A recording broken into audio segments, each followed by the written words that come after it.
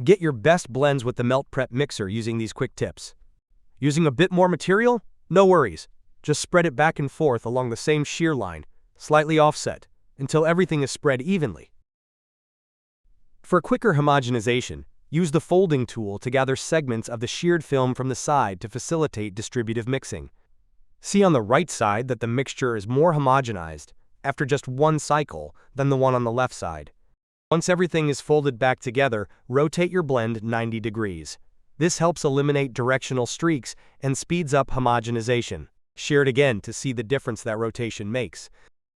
See on the right side that the mixture is more homogenized than the one on the left side.